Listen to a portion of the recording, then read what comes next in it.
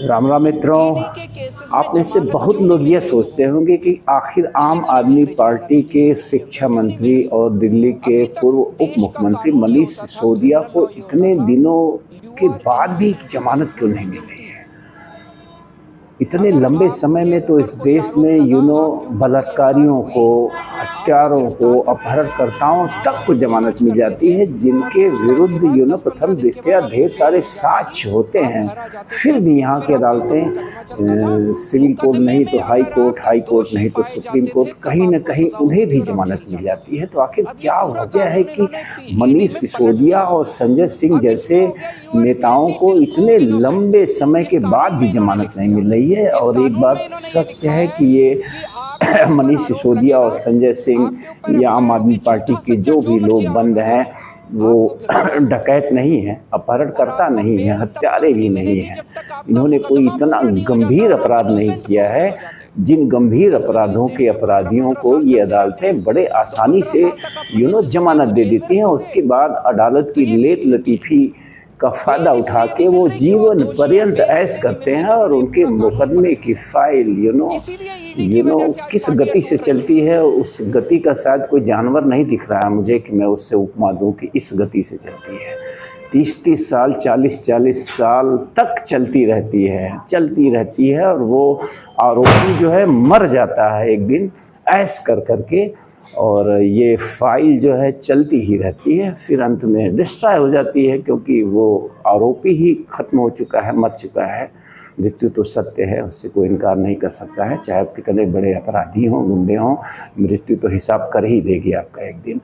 तो मित्रों, मैं ये कह रहा था कि आखिर क्या वजह है। तमाम लोग इस प्रश्न को उठाते हैं। मैं इसलिए इस वीडियो को बना रहा हूँ कि अगर मनीष सिसोदिया निर्दोष होते तो अब तक जमानत मिल जाती, अगर संजय सिंह भी निर्दोष होते तो अब तक जमानत मिल जाती। मित्रों, ऐसा नहीं है, सच्चाई कुछ इसके उलट है।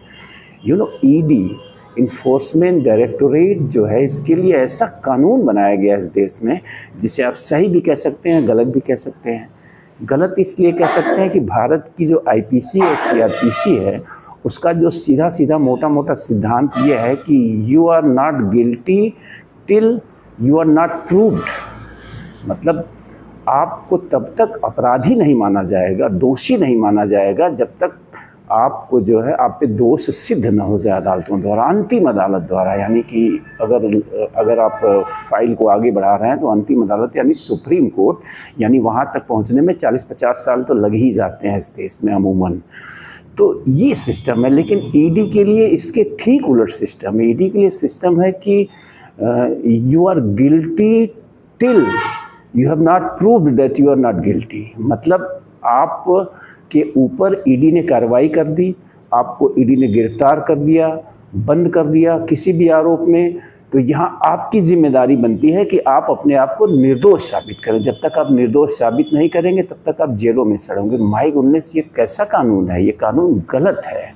इस कानून में संशोधन होना चाहिए। इसी वजह से आज ईडी से सब लोग डरे हुए हैं।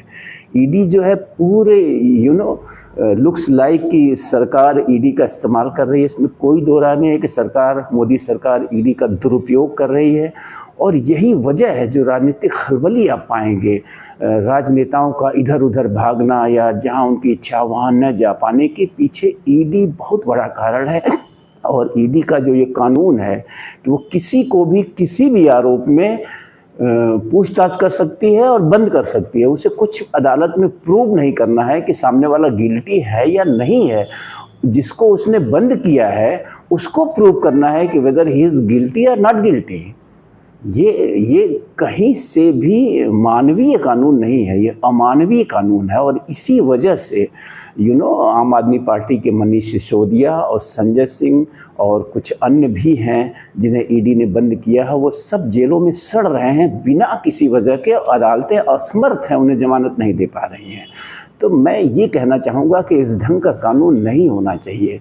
हमें सबसे पहले तो न्याय व्यवस्था हमारी लेट लतीफ़ है, इसमें कोई दो राय नहीं है, ध्वस्त है, गिरी हुई है, नष्ट हो चुकी है, उसे सुधारने की ज़रूरत है।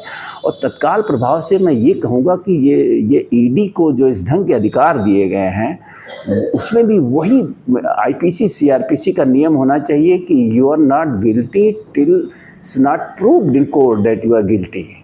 यही सिस्टम इसमें भी लागू होना चाहिए। ये एकदम गलत है कि आरोपी को ही सिद्ध करना पड़े अदालत में कि वो जब तक वो न सिद्ध कर पाए। और अदालतों की हालत तो आप देख ही रहे हैं, मैंने कहा 30-30, 40-40 साल मुकदमों का चलना यहाँ बड़ी सामान्य सी घटना है। तो 30-40 साल तक आप प्रूव करते रहिए कि you are not guilty, my goodness, आपका जीवन खत्म हो जाएगा। और जिस दिन आप नॉट गिल्टी प्रूव्ड होंगे, who will responsible for this, पूरे जीवन की कीमत कौन देगा? मनीष सिसोदिया, संजय सिंह, ये लोग अपराधी नहीं हैं, ठीक है, बड़बोले हो सकते हैं, लेकिन ये हत्यारे, अपराधी, बलात्कारी, अपहरणकर्ता नहीं हैं। ऐसे हजारों अपहरणकर्ता, बलात्कारी और ये डकैत और भ्रष्टाचारी और हत्यारे संसद में बैठे हुए ऐश कर रहे हैं जमानत पे। दर्जनों दर्जनों जिसके विरुद्ध संगीन मुकदमे हैं वो जमानत पे ऐश कर रहे हैं। और संजय सिंह और मनीष सिसोदिया जैसा व्यक्ति जेल में सड़ रहा है। तो ईडी के इस कानून में तुरंत बदलाव की ज़रूरत है। ये कतई जो है मानवीय और उचित कानून नहीं है, ये एकदम सरासर गलत है। और इसका सरासर दुरुपयोग भी सरकार कर रही है। जो दूसरी सरकार आएगी वो भी करेगी संभवतः। ये गलत सिस्टम है, ये गलत कानून है, इसे तुरंत बदलना चाहिए।